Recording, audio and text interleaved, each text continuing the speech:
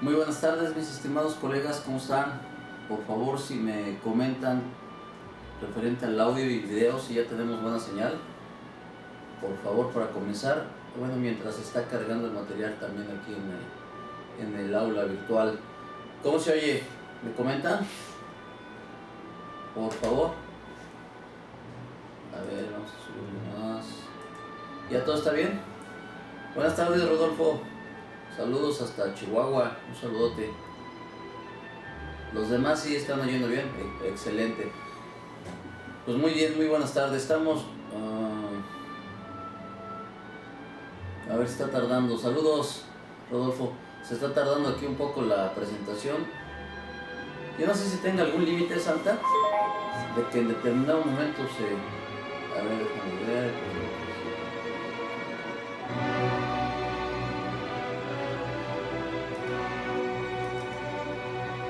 A ver, ahí las tenemos ya.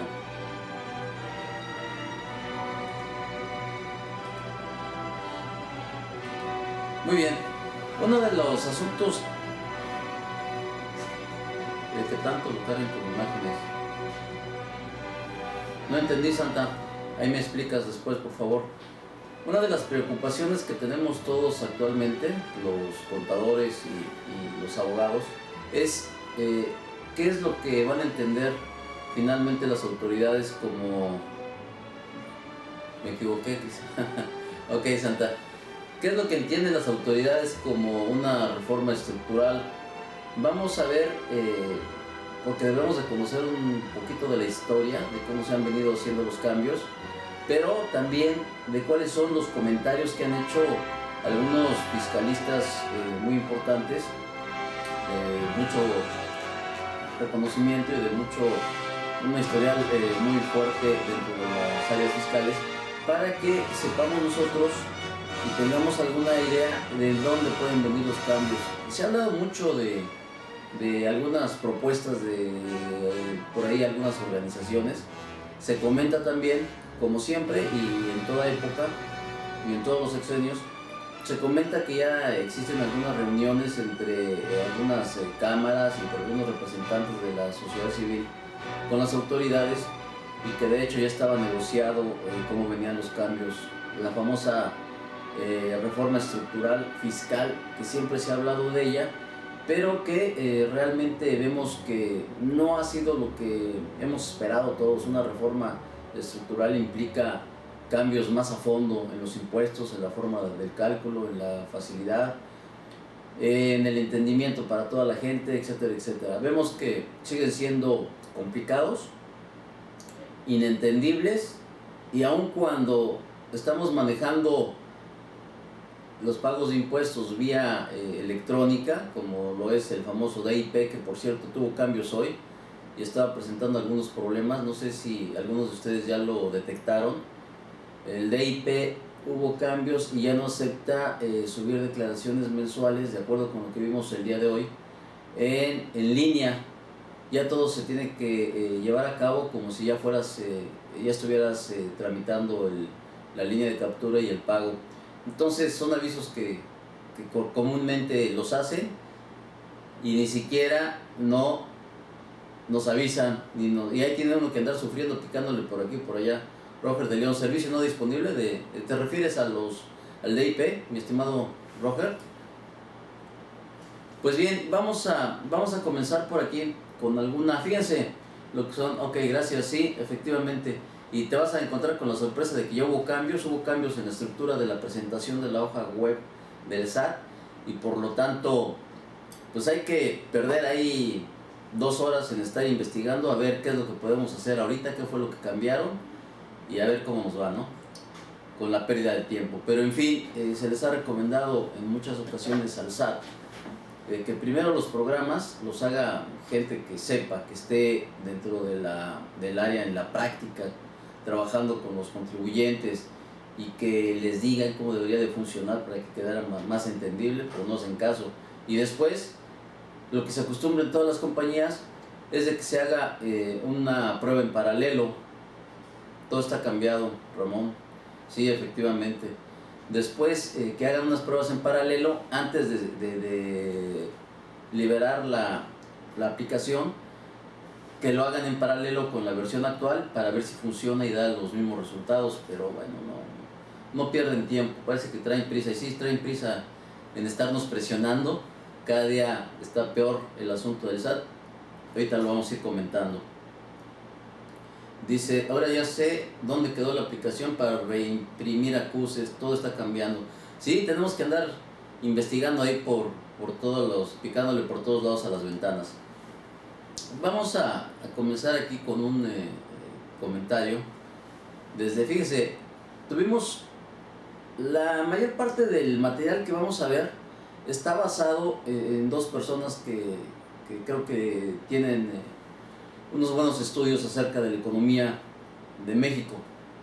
Uno es Luis Pasos y el otro es el licenciado Emilio Margain Manotú, que don Emilio tiene nada más la friolera de 98 años, 64 años de práctica profesional y todos los libros del mundo escritos y todas las experiencias del mundo. Es impresionante, lo trajimos por acá, estuvimos platicando con él y nos estaba diciendo ahí algunos comentarios de lo que pasó en el gobierno. Él tuvo algunos puestos dentro del gobierno federal y si nos da tiempo vamos a hacer algunos comentarios respecto a estas experiencias que él tuvo.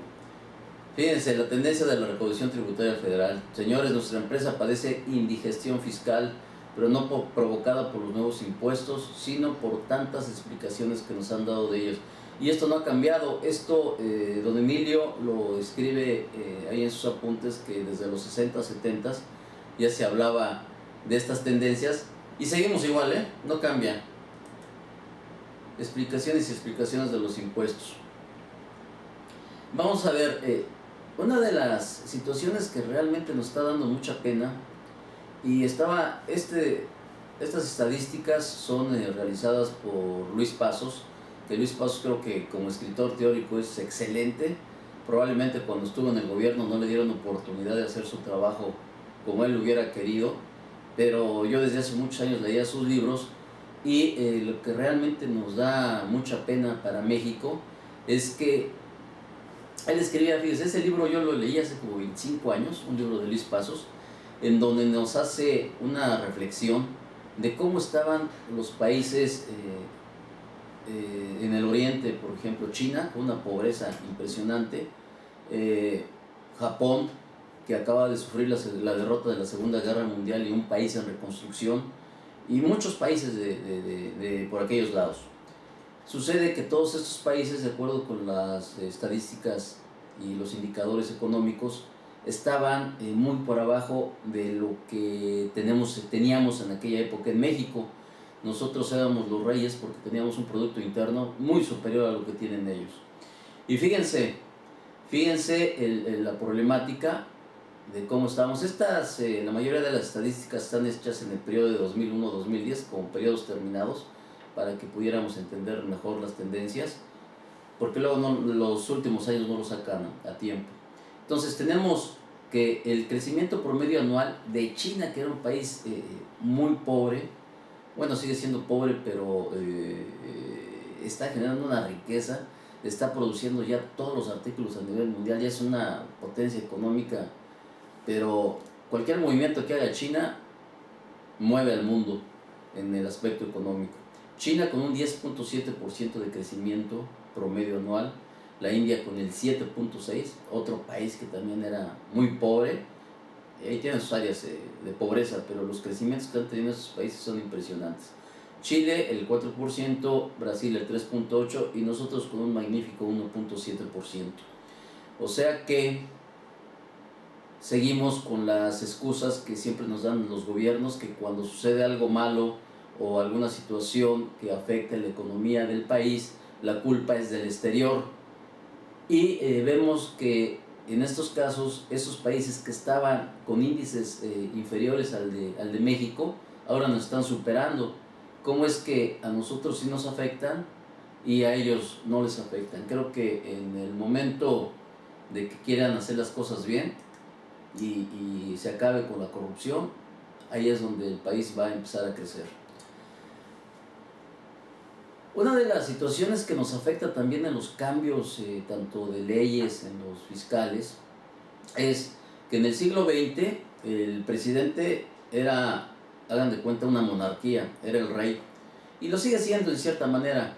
Vamos a darnos cuenta de que aparentemente ahorita en el siglo XXI pues ya el presidente tiene su lugar, el Congreso también, porque ya existe mayor diversidad de partidos que están dentro del Congreso, el Poder Judicial, que nos hace dudar mucho, como un análisis que pudiéramos llegar a la conclusión de que realmente sus decisiones son autónomas o están inspiradas por el presidente. En el caso del YETU, ¿recuerdan? Que nos juntaron todas las resoluciones del YETU, de todos los que metieron, todos los abogados que interpusieron los amparos y que dijeron, sí, lo vamos a ganar, hay como 20 y tantos puntos de inconstitucionalidad en este impuesto. Pues nada más nos pusieron a todos juntitos allá en Puebla para darnos la patada a todos, ¿no? Y todos fueron ganados por el gobierno. Los gobernadores también son unas gentes que son unas monarquías dentro de los estados, hacen lo que quieren. Ahí vemos el caso de Granier. Déjenme decirles que el caso de Granier no es un caso aislado, ¿eh? La mayoría de todos los gobernadores es el mismo asunto, nada más que quién sabe qué habrá hecho Granier, que se peleó ahí con el poder y se dejaron ir encima de él.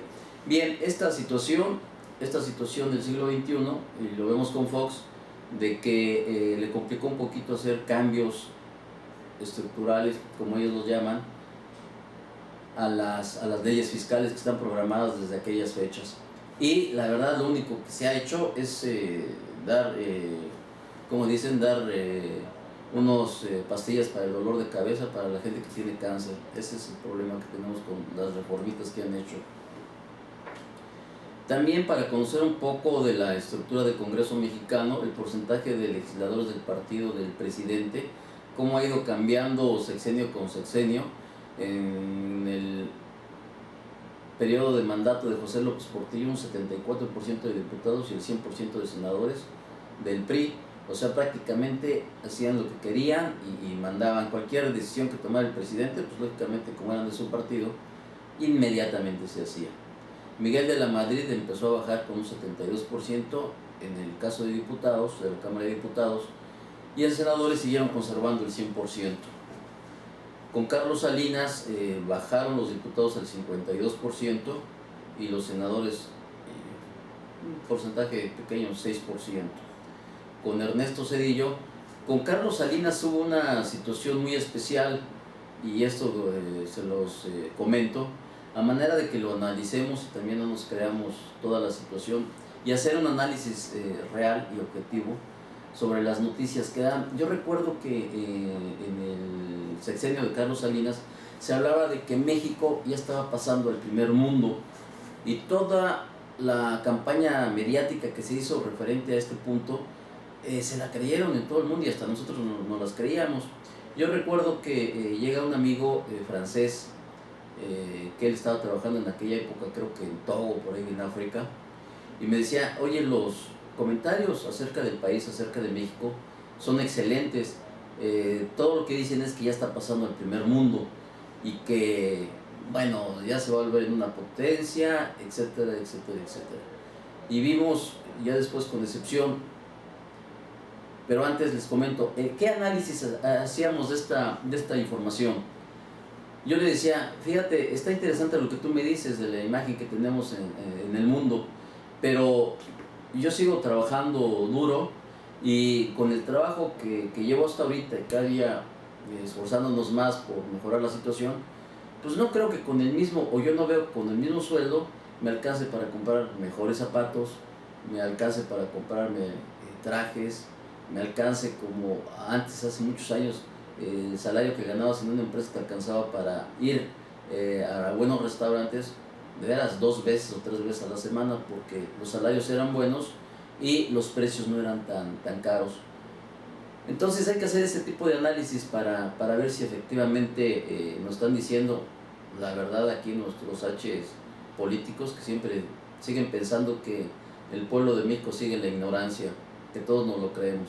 Bien, con Ernesto Zedillo baja la participación de diputados dentro de la Cámara a un 48% y los senadores siguen bajando al 74%. Bueno, ya Vicente Fox pues se queda con el cambio de estafeta del partido del PRI al PAN. Los diputados que tiene Vicente Fox es el 30%, o sea, no puede ganar ahí algunas decisiones en caso de que quisiera hacer cambios. En los senadores pues solamente tiene el 37%. Con Felipe Calderón inmediatamente bajan al 28% en el caso de la Cámara de Diputados, y en senadores se queda el 39%. Esto tiene dos aristas, dos puntos de vista. Porque algunos nos alegrábamos de decir, qué bueno que ya existe diversidad dentro de las cámaras en cuanto a los partidos que la componen, porque en el caso de que los partidos de oposición vean que se está haciendo un cambio fiscal, un cambio a las leyes en forma amañada, pues se van a oponer a ello, ¿verdad? Pero bueno, en algunos casos así fue, en otros casos son decisiones políticas y decisiones de beneficio para los partidos, decisiones partidistas, y eso es lo que ha venido pasando a la fecha. Y no se deje de mencionar lo que se habla y que muchos conocemos, de que luego les dan unos bombazos ahí de buenas cantidades de dinero a los diputados para que voten a favor de algunos cambios en las leyes, algunos decretos de leyes. Entonces, pues creo que el gran problema de México es la corrupción, y vamos a seguir con ese problema por mucho tiempo, mientras no haya una verdadera voluntad por parte del gobierno de empezar a llevar a cabo la organización de no una contaduría como la conocemos ahorita, ya tiene que ser un organismo autónomo con su propio presupuesto y que no tenga que ver nada con el gobierno, solamente para dar informes, y que llegue a todos los niveles para revisar a todos los niveles, desde la presidencia, secretarios. Yo sé que suena a un sueño dorado, pero esa va a ser la solución, esa va a ser la solución del país. Vemos cada sexenio que hacen nuevos ricos, los presidentes con cantidades impresionantes de dinero, y podemos estar millones de trabajadores con bajos sueldos echándole a las arcas del Noé y a las arcas a las arcas del país, echándole el dinero de la recaudación y ellos sacándolo, pero con acubetadas y más grandes de las que entran. Entonces va a estar ahí bastante difícil. Fíjense, otros puntos que seguimos con la problemática: índice de competitividad mundial. Hemos bajado de lugar, no porque hagamos las cosas peor, sino porque otros países las hacen mejor. Porque otros países progresan y se van preocupando de hacer mejores sus productos, y nosotros siempre vamos a la baja. Desgraciadamente, en todas las estadísticas que se hacen a nivel mundial de corrupción, de pobreza, de competitividad, etcétera, etcétera, pues siempre andamos en los peores lugares.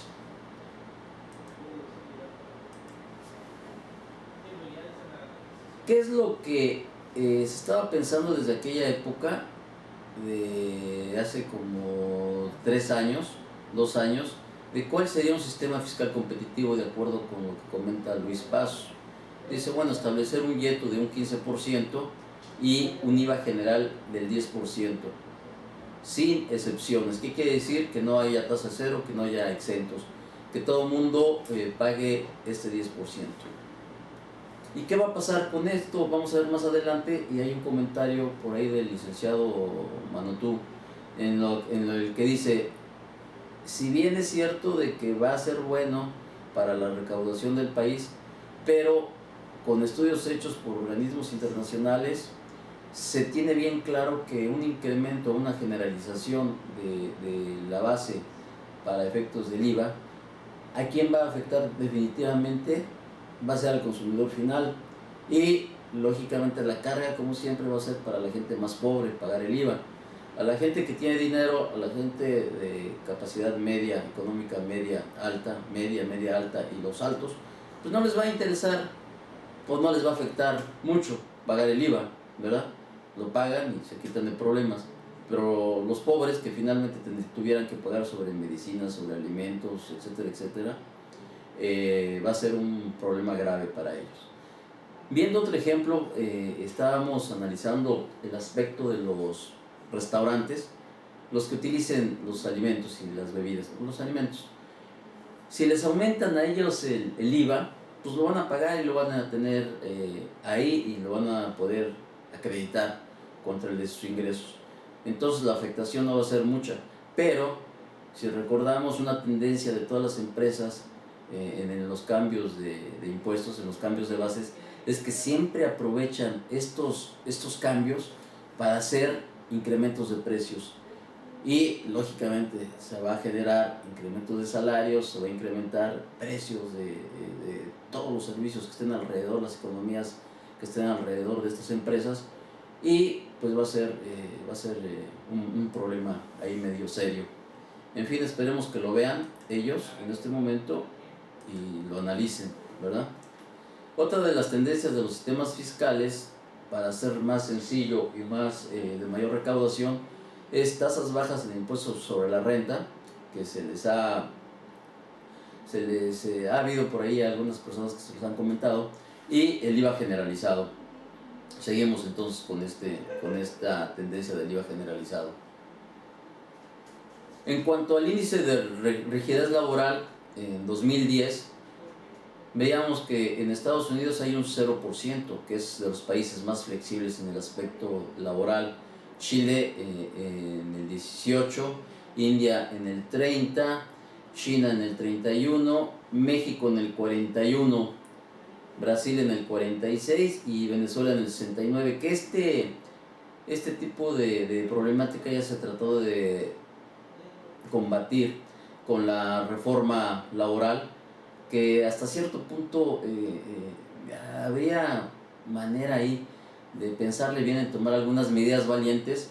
Y déjenme comentarles, leyendo por ahí la biografía de Margaret Thatcher, ustedes conocen que fue la cabeza de Inglaterra por ahí en algunos periodos, la dama de hierro que le llamaban. Comentan dentro de su biografía que en la primera etapa, en las primeras elecciones que tuvo, le costó mucho trabajo y consiguió el triunfo con un mínimo de votos, pero que ella, cuando llegó al gobierno, pensábamos que, de acuerdo con el pensamiento del mexicano, dicen, no, pues bueno, pues va a tomar medidas de protección al voto, medidas para que la gente vote por ella y ser simpática y acarrear más capital político. Pero fíjense que no fue así. Es muy interesante, si tienen la oportunidad de leerla, denle una leída. Esta mujer lo que hizo es que cuando llegó al gobierno, lo primero que empezó a atacar inexplicablemente fue todas las ayudas de previsión social. Empezó a quitar leche y desayunos de las escuelas, ayudas a la gente, una parte de seguridad social. Empezó a ser más rígida e inexplicablemente, y eso, si se lo argumentamos nosotros a un político, ¿qué va a ser lo primero que va a decir el político? No, pues es que es otra cultura y ellos están acostumbrados a otro.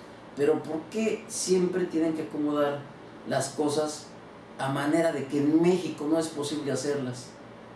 Y la prueba de que le resultó perfectamente bien estas medidas que tomó a Margaret Thatcher, léanlo, es que en el segundo periodo que se lanzó de nueva cuenta para representar al país, ganó con un mucho más alto margen de votos. Entonces, fíjense lo que son las cosas, Mejoró muchas cosas, lógicamente, dentro de muchas situaciones del país. Creó empleos, se veía mayor bonanza en la economía, pero atacó mucho la ayuda sociales a la gente. Entonces esto se los comento para que vean que, no está uno en contra de que se ayude a la gente, pero ya decían algunas frases célebres, es más importante enseñar a pescar a la gente que estarle dando pescado, sino siempre hay que estarle dando. La importación en el consumo de gasolina, seguimos con ese problema gravísimo que nos está afectando a todos. Tenemos gasolinazos cada mes, cada que nos agarran distraídos, amanecemos el lunes con la noticia de que hubo gasolinazo el sábado. Y cada día vemos que tenemos que gastar más dinero para llenar el tanque de los coches. Siendo un país productor de petróleo, es inexplicable que tengamos tan pocas refinerías de gasolina y que enviemos el petróleo al exterior y que tengamos que regresarlo como gasolina y pagar un precio mucho más caro. Eso es algo que no se entiende, que no se ve muy lógico. Entonces, pues ahí tenemos desde 1980 que no se importaba gasolina. En el 2010 ya teníamos el 47% de importación. Y creo que ahorita estamos peor porque... ¿Por qué estamos peor? Porque el incremento de automóviles y el incremento de maquinaria que utiliza gasolina pues se ha ido hacia arriba, se ha ido hacia las nubes. Y la necesidad de tener de contar con mayor combustible, pues como comentaba, se ha ido incrementando año con año. Nada más veamos las ventas impresionantes que tienen de autos nuevos las agencias. Y bueno, no hay que ir muy lejos. Nada más vean cuántos carros circulan. Antes en las calles que podían atravesar sin ningún problema. Hoy le hacemos, como comentaban por ahí, como el indito, ¿no? Nos persinamos, cerramos los ojos y a ver si no me pegan, porque a veces es imposible pasar las calles con tanto tráfico. Y ahí, que aquí andamos ya igual en Cancún, no se crean. La crisis en México, bueno, México ha sido un país de crisis. Algunos presidentes la han salvado por algunos desastres naturales, pero vamos a analizar. Miren, en 1976, que estaba el PRI, la inflación estaba en el 27%, la devaluación un 60%, tasas de interés, aquí no aplicábamos, no tenían el dato, el Producto Interno Bruto en el 4.4%. En 1982 la inflación se va al 99%. Esto de la inflación generaba una serie de problemas gravísimos porque ibas a comprar cualquier artículo y ya valía diferente a como costaba la semana anterior. Y yo recuerdo que en alguna de estas épocas yo decía, vendo mi coche y me compro uno nuevo, fíjense. Y en aquella época había un coche de la Nissan, un deportivo muy bonito, que si mal no recuerdo, este coche costaba como 600,000 pesos de aquella época, que se manejaban millones. Pero por el miedo al crédito y por el miedo a echarse a cuestas, una obligación, y de decir, bueno, es que está la inflación terrible, luego ¿cómo lo voy a hacer? ¿Qué tal si me suben los pagos? Dejamos pasar una oportunidad, porque hasta en estas épocas de inflación hay que ser bien observadores y hay que aprovechar la oportunidad. Si yo hubiera comprado ese coche en esa época, a los 3 meses o a los 2 meses siguientes, si yo lo compraba en 600,000 pesos, a los 2 meses siguientes valía como 1,000,000 o 1,500,000. O sea, ya iba a tener más dinero, y probablemente si empezamos a verlo en el aspecto de trueque y compararlo con artículos que yo podía comprar, pues ese coche lo podía intercambiar por una buena casa. Entonces nada más es también poner el ojo muy analítico en este tipo de situaciones, y creo que podemos aprovechar y sacar cosas buenas. Entonces en 82 el 99% de inflación, la devaluación al 470%. El dólar duró muchísimos años a 2.50, como anda ahorita, y aquí ya se vino a caer. Las tasas de intereses al 46%, y el Producto Interno Bruto negativo al menos 0.5%. Entonces, para que vean los manejos de las políticas que hemos tenido aquí con nuestros gobernantes. La inflación en 1986 al 106%, la devaluación al 101%, la tasa de interés el 89%. Si bien es cierto, fíjense que en esta época, y también hay que tener mucho cuidado, les voy a comentar también otra situación que me pasó. Estábamos en un hotel donde manejábamos cerca de 800, 900 trabajadores, y tuve una discusión ahí con el gerente general, porque me decía, oye Gilberto, invierte el dinero de la caja de ahorros, inviértelo en la bolsa. Dije, no. ¿sabe qué? Yo no puedo hacer eso. Ese dinero es de los trabajadores. Y aparte quería que se invirtiera en tasa flexible, no en tasa fija. Entonces íbamos a jugar como si estuviéramos en Las Vegas, íbamos a jugarnos el dinero de los trabajadores en este tipo de inversión. Entonces me costó un problema muy fuerte porque el gerente me argumentaba, no podemos irnos en las fintas con este tipo de situaciones. Él decía, mira, yo tengo inversiones en Frisco, que era una compañía minera o industrial que estaba cotizando en la bolsa de Estados Unidos, y estoy ganando un dineral impresionante en intereses. Le digo, sí, me parece perfectamente muy entendible su posición, pero también se venía lo que era el cambio de presidente en aquella época. Y de acuerdo con las tendencias que habíamos tenido en los años anteriores, decía, es que en un cambio de presidencia podemos esperar lo peor, podemos esperar unos cambios que también son inexplicables. Recordamos perfectamente bien el asunto de López Portillo, que saliendo de la presidencia, ¿para qué nacionaliza la banca él saliendo y le deja el paquete al siguiente? O sea, era una situación también poco entendible en el aspecto práctico, económico, pero en el político pues sabemos que después la banca la desvalijaron totalmente los políticos que pusieron a manejarla. Ok, retomando el tema. Entonces me costó un trabajo muy difícil convencer a este gerente de no invertir el dinero de la caja de ahorros en la bolsa, porque le decía, es un problema grave, si llegamos a perderlo va a ser responsabilidad del hotel, y más que del hotel va a ser responsabilidad mía, porque usted quiere, tú tomas la decisión, Gilberto. Le digo, pues si me lo pone por escrito, lo hacemos. Entonces llegó el punto tan pesado que ya no sabía yo cómo hacerlo entender, porque comida tras comida, y creo que comíamos diario, desayunábamos ahí, las juntas de consejo que teníamos de comité, pues era la misma presión, que un día me dice, Gilberto, yo creo que no entiendes cómo está la situación, estamos perdiendo dinero, yo no sé por qué no lo haces. Y le dije, bueno, vamos a hacer una cosa, vamos a apostar su sueldo contra el mío. Bueno, él me dijo que si apostaba algo, le digo, sí, su sueldo contra el mío, de que esto no va a ir bien. Lo que se hizo y que sucedió como en las grandes debacles financieras como la que tuvo Estados Unidos en 1906, 1912, por ahí, es que las grandes empresas estuvieron manipulando la bolsa y dejaron que la gente se estuviera confiando en que estaban ganando mucho interés.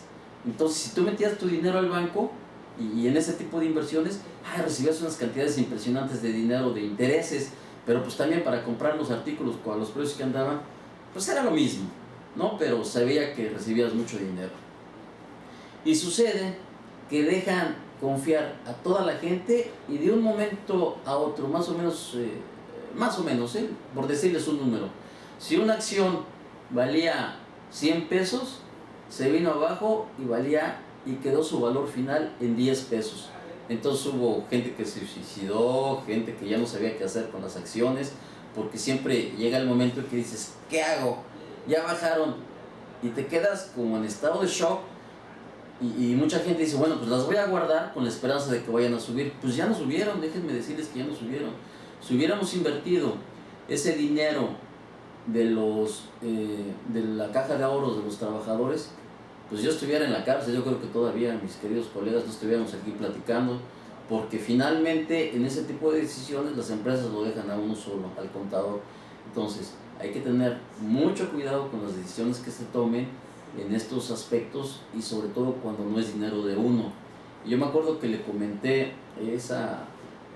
la familia dueña de los hoteles, Fiesta Americana y Holiday Inn, posteriormente fueron los Azcárraga. Entonces platicaba con el hijo del dueño y le dije, precisamente, hoy tengo este problema, está presionando mucho el gerente y yo no quiero entrar en esa problemática. Dice, mira, déjame darte un consejo y te voy a platicar. Dice, en la gente que tiene dinero, y ellos tenían mucho dinero, siempre hay una filosofía que se sigue. que cuando tengas excedente, de tus excedentes que tengas, no inviertas más en negocios que pudieran ser susceptibles de tener alguna tendencia a fallarte, o que tengan por ahí alguna situación que pudieras ver que no vayan a salir bien, en más del 20%.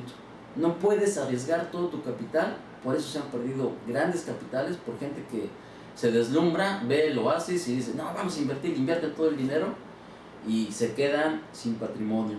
El 20% es lo indicado para hacer este tipo de inversiones riesgosas. Entonces se los comento como un conocimiento también ahí de gente que tiene mucho dinero y que sabe cómo manejarlo. Y sobre todo, volviendo a lo mismo, como contadores en muchas ocasiones nos quieren hacer responsables de tomar decisiones importantes, pero pues estas hay que respaldarlas con una orden por escrito, porque después nos quitan la escalera y nos dejan colgados de la brocha.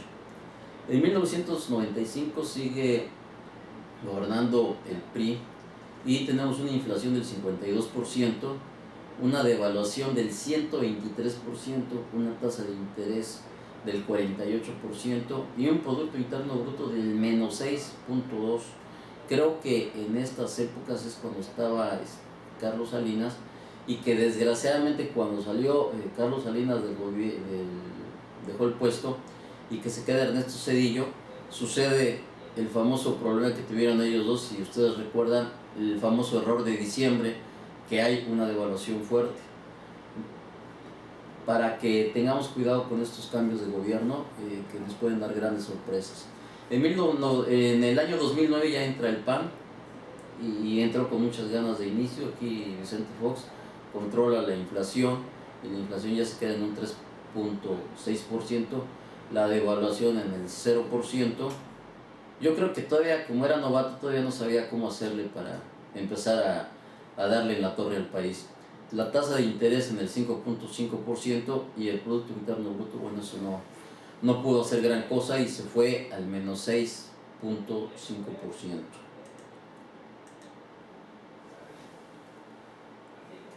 Estas notas que vamos a ver a continuación son las que les comentaba que hizo el licenciado Emilio Margain, para que también tengamos una percepción y un conocimiento de cuál es lo que ellos proponen. Ellos están cerca del gobierno y muchas veces hacen algunas de estas propuestas a gente que puede tomar decisiones. Dice, ahora atienden las novedades tributarias que se tienen en mente y que se nos han dado a conocer a afectar la capacidad económica del grueso de los contribuyentes. Eso está pasando siempre. Que constituyen la clase media y clase pobre, alentada por los grandes contribuyentes, personas físicas y morales, como forma para que el fisco federal pueda incrementar sensiblemente la recaudación tributaria, que en el presente año ha disminuido debido a los siguientes factores. Desgraciadamente, todas las medidas que ha tomado el gobierno siempre le están pegando a los que nos llamamos que estamos en la economía media y que queremos pasar a la alta, y la economía baja, que son los que realmente se están manteniendo al país, y la recaudación en ese renglón es la más alta, más que las empresas grandes, las pymes también. ¿Por qué han bajado los ingresos? Baja en la exportación de petróleo crudo, que siempre ha aportado 1/3 de la recaudación tributaria federal, y hoy no está en esa posibilidad. Aquí tenemos un grave problema con esto del petróleo. Y déjenme hacerles otro comentario. El sexenio de Calderón fue el sexenio de uy, ahí viene el coco. La verdad es muy molesto, y a veces uno se fastidia. Yo ya de plano no veo las noticias en las mañanas, lo que es Televisa y TV Azteca ya no los veo, pero para nada, porque puras noticias malas. ¿Por qué digo que cuando quieren hacer un cambio en las leyes, cuando quieren permitir que entren inversionistas extranjeros a donde ellos les convienen o donde van a tener un beneficio, empiezan con que se va a acabar el petróleo? ¿Se acuerdan que durante todo el sexenio de Calderón se va a acabar el petróleo, no tenemos la capacidad de procesar todo lo que estamos sacando, la capacidad de extracción? ¿Cómo es posible con tantísimos millones y que el petróleo andaba en algún año ahí con este Calderón? Yo me acuerdo que andaba en $19 y después se va a 80. Todo ese excedente no les haya alcanzado para hacer inversiones en refinerías. Totalmente inexplicable. Entonces, bueno, en el aspecto, ¿qué les diré? Técnico. Pero en el aspecto político sabemos por qué no alcanzó ese dinero. Uno de los puntos que hace mucho mención aquí Emilio Margain y que comenta a lo largo de muchas de sus obras, la corrupción oficial y privada que además contribuye a alentar y a medio justificar la fuerte evasión tributaria del impuesto sobre la renta y del impuesto al valor agregado, IVA, originando que a partir del 2008 se creara el impuesto empresarial a tasa única bajo la bandera de para los que nada tienen y el impuesto a los depósitos en efectivo, el IDE, después incrementar la tasa del IVA.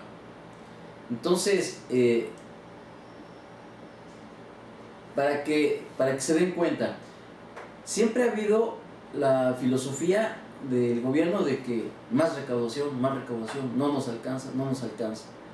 Estaba leyendo un estudio, si ustedes bien recuerdan, cuando se instituyó el YETU, que salió la ley desde 2007, con vigencia a partir de 2008, dentro del mismo articulado de la ley se obligaba a la Secretaría de Hacienda a hacer un estudio después de 2 años de su implementación. Nos dimos a la tarea de leer ese famosísimo estudio que hizo la Secretaría de Hacienda y totalmente a favor del YETU, que el YETU era muy bueno y que se había recaudado bastante dinero. En aquella época, no recuerdo bien, eran como 60,000 o 70,000 millones de pesos, que para efectos del comparativo de los ingresos del gobierno federal no era una cantidad muy importante. Pero, ¿de dónde iban a agarrar ellos la opción de reponer ese ingreso? Por eso es que no lo soltaban. Y dentro del estudio que hace la Secretaría de Hacienda, dice que a raíz de que impusieron el YETU y que impusieron el IDE, se fue, el número de contribuyentes se incrementó dramáticamente como en un 40%. Entonces, si en un ejercicio se incrementa en un 40% el número de contribuyentes, pues por relación directa el incremento también va a ser muy importante para la federación. Y con todo ese ingreso todavía no alcanza, entonces no va a alcanzar nunca. Por lo que comenta aquí el licenciado Manutú, y que estoy de acuerdo con él, el problema grave de nuestro gobierno es la corrupción, no es la recaudación. Podemos pagarle de nuestro salario, si ustedes hacen sus cuentas, ¿cuánto le estamos pagando al Seguro Social? Está entre el 32 al 35 al 36%, entre cuotas, Infonavit, etcétera, y junto con el impuesto sobre nóminas.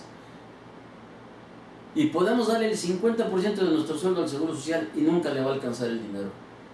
¿Qué pasa con los grandes estudiosos, los grandes economistas que hicieron los estudios muy profundos, los actuarios? Eso es lo que yo no me explico, los actuarios que hicieron las probabilidades para la época en que tú como trabajador que prestas tus servicios durante 20 o 30 años para recaudar dinero, y normalmente mucha gente que nos damos de alta en el Seguro Social, con la primera vez que vas ya no volvemos a ir, nada más para arreglar los papeles.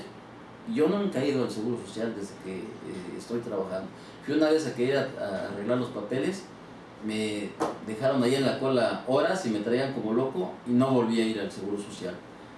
Haciendo algunos cálculos sobre cuántos años la gente paga el Seguro Social y después cuánto tiempo goza de su jubilación, créanme que vamos a ver que estás recibiendo cantidades importantes del seguro y no le va a alcanzar nunca. Mientras no haya, eviten el saqueo, vamos a seguir con la misma problemática. Le podemos, como les decía, les podemos pagar el 50% del salario y no le va a alcanzar al Seguro Social los ingresos. Se busca eliminar o disminuir sensiblemente lo dispuesto en el artículo 2A del IVA, que contiene la tasa 0% a la enajenación de artículos alimenticios y productos medicinales, que reconozco vino a desnaturalizar la recaudación del IVA, pero que se duda sea hoy el momento indicado para ello, pues afectará a la clase media y a la clase pobre, no así a la de elevados recursos, e ignoro bajo qué bandera, salvo para el fisco federal,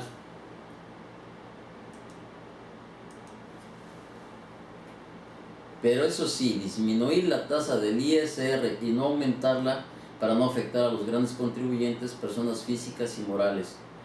Entonces, esto lo hemos visto a través de, como dicen, el corporativismo político. Si alguna empresa importante, que ya sabemos cuáles, ayudan a las campañas políticas, a los presidentes, con publicidad y bajita la mano por ahí con los dineros para las campañas, lógicamente después existe el compromiso entre estas empresas y el gobierno para no gravar y no tocarle sus intereses. Los estudios están hechos y son bien conocidos por todos nosotros. Las empresas que menos pagan son los grandes contribuyentes, que el porcentaje de pago estaba como en el 5%. Lógicamente no los van a querer atacar, yo creo que todavía no, en este cambio que haga supuestamente estructural para finales del año, y vamos a seguir igual. En donde quieren ver algo ahí es en la consolidación, que creo que quieren seguirla atacando un poquito, pero bueno, esto es una plática. Finalmente sabemos que todo lo que estamos haciendo ahorita son presunciones, que finalmente lo que se va a hacer lo van a decidir ellos ahí en las cúpulas empresariales junto con el gobierno, y que pues lógicamente las cúpulas empresariales van a pelear porque no les toquen a ellos sus intereses, y lógicamente pues váyanse sobre los pequeños, las pymes, los trabajadores, como de costumbre, que en esto coinciden aquí Luis Pasos y Emilio Margain. Y para solventar el problema económico del Instituto Mexicano del Seguro Social, del IMSS, que atraviesa serios problemas monetarios. Yo no sé por qué atraviesa serios problemas monetarios, y hace muchos años en el sexenio, no recuerdo si fue de López Portillo, creo que fue López Portillo, se le dio carpetazo a una cantidad de 50 o 60 mil millones de pesos, que decían no tenemos identificados a los trabajadores, o no vinieron a hacer el cambio en aquella época que empezaron con las cuentas del SAR y todo ese tipo de movimiento. Entonces dijeron, pues vamos a sacarle ese dinero a esas cuentas, y aparentemente lo mandaron para hacer carreteras. Si sabían que ya tenían problemas, y que siempre tienen problemas de que no les alcanza el dinero para las pensiones, para las jubilaciones, y no les alcanza el dinero para los servicios, ¿por qué sacan el dinero y lo mandan a otro lado? También totalmente inexplicable. Pero ahí lo dejamos, porque el hecho, recuerden, cuando se empieza a quejar el gobierno de que no alcanza el dinero del Seguro Social, de que no alcanza el dinero para el petróleo, de que no alcanza el dinero para hacer, ya quieren privatizar. Y quieren privatizar por una parte el Seguro Social y por otra parte Pemex. Y esperemos, siempre los negocios que están, ya lo sabemos, que siempre los negocios que están manejando el gobierno son puras pérdidas, porque meten a todos los compadres con sueldazos bien altos, y cuando lo tiene la iniciativa privada, pues es cuando se vuelven realmente unos negocios que sí dejan utilidades. Yo no sé, yo creo que sería bueno que ya los particulares le entraran, porque el saqueadero tanto en el Seguro Social como en Pemex está en su máxima expresión. Y nos decía otro punto que deben de tomar ustedes en consideración, a efectos de que cuando presentemos información dentro de nuestras empresas sea veraz, tenga cierto sentido, tenga cierta lógica, que los gastos tengan lógica con los ingresos que estamos presentando, que el crecimiento sea en forma proporcional a los ingresos, no se pase, etcétera, etcétera. Es por esos estudios que nos decía Emilio Margain, que luego hacen en el SAT, y que ellos los recomiendan también. Dice, deben elaborarse estudios técnicos para la industria apoyados en la capacidad abstracta de producción de la maquinaria o equipo que se maneja, y el consumo de la materia prima utilizada, menos la merma natural del giro o ramo. Finalmente, ¿a qué llegan con estos estudios? Llegan con estos estudios a ver su productividad real, no el engaño. ¿Por qué? Porque sabemos que muchas empresas no facturan gran parte de sus producciones y sí meten, en algunas veces les pasa la mano y meten el costo en demasía, y es por eso que se hacen evidentes. De este tipo de índices ya los tiene el SAT. El SAT, si lo vemos en las leyes, en Código Fiscal, ya tienen los porcentajes de utilidad de acuerdo con el área de producción a las que se dedican las empresas. Entonces, lo que les comentaba yo en algunas pláticas que habíamos tenido, ya no sigamos con el pensamiento de que engañamos al SAT.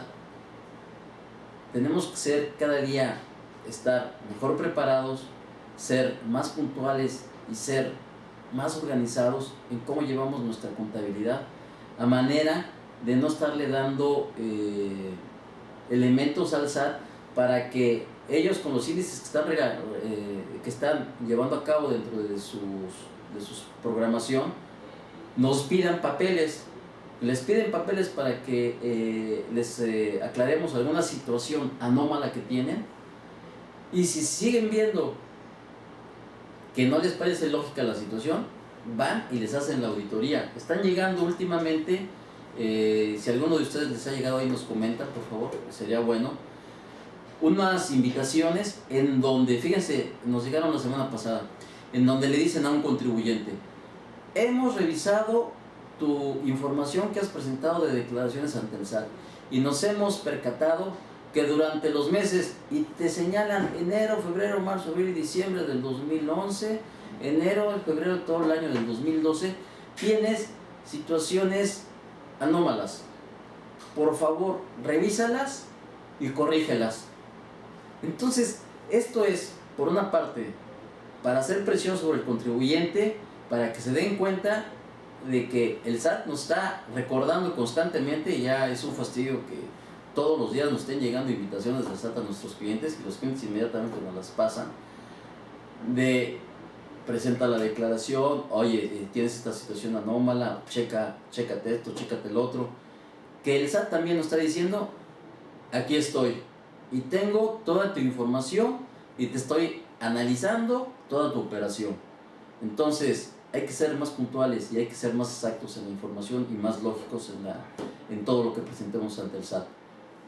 Si a alguno de ustedes les llegó algo de eso, ahí coméntenme, ¿no? También, porque sí sería interesante si lo hicieron a nivel nacional o nada más nos está llegando aquí en Cancún.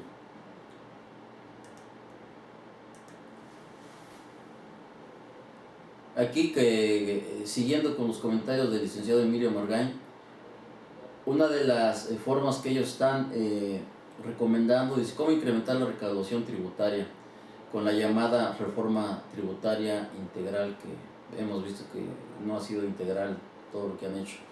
Desde mi punto de vista, dice el licenciado Emilio Margain, hay las siguientes formas: atacar la fuerte evasión tributaria que en el comercio y en las empresas controladoras que se observa, pero con una labor de educación fiscal de las dos partes, fisco y contribuyente. Bien, pues es muy importante que el fisco realmente invierta ese dinero en bienestar para el país, y pues sí, sabemos que existen muchos contribuyentes que son evasores, pero de nueva cuenta comentamos que los principales evasores son las grandes compañías. ¿Cuántas ventas por ahí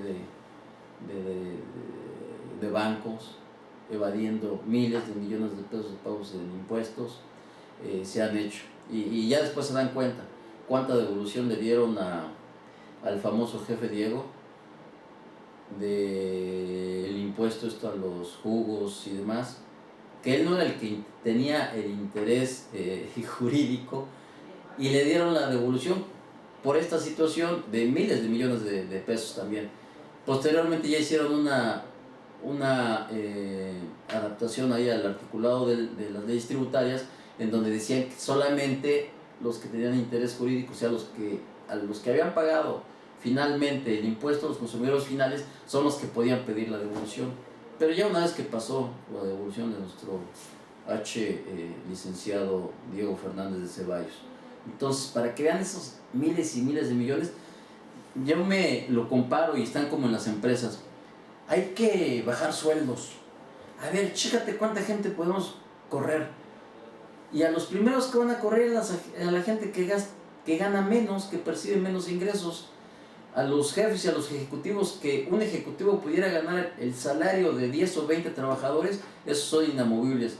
Es ridículo hacer una situación de despido o de querer adelgazar la nómina de una empresa de esta manera. Y así estamos con nuestro gobierno. También otra de las recomendaciones que hace aquí el licenciado Emilio Margain, dice aplicar tasas bajas, 6% por ejemplo, a productos alimenticios y medicinales. Esto último puede dar origen a incrementos salariales. Esto lamentablemente vendría a beneficiar por igual al evasor fiscal al no enterarlo íntegramente.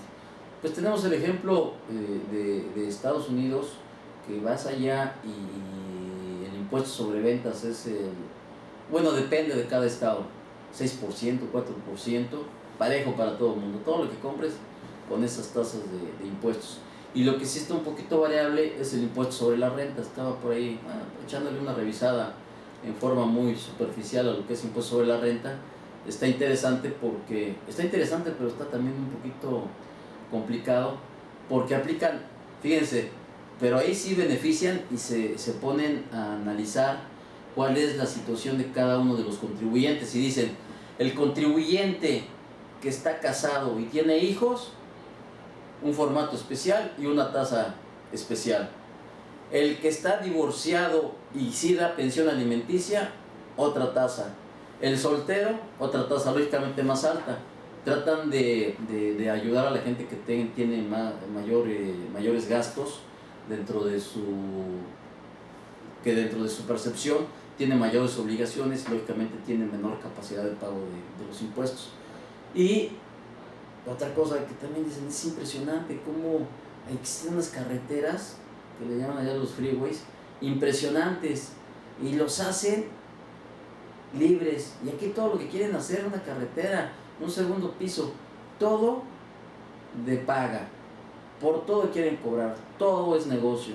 Las carreteras están carísimas, por ejemplo aquí para ir a Mérida, carísimas, 200 o 300 pesos ya anda ahí un tramito.